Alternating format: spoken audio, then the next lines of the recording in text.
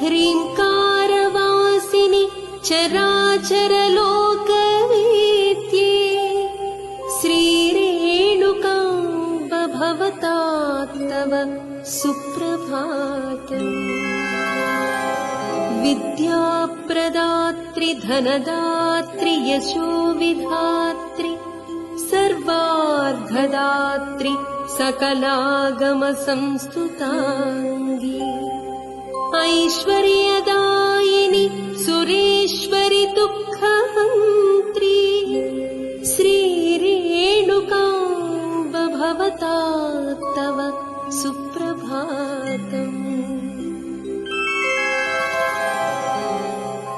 त्वत्पादपद्ममभिषेक्तुमनन्तकुम्भेष्वा पूरयन्नति विनिर्मलगाङ्गतोऽयम्।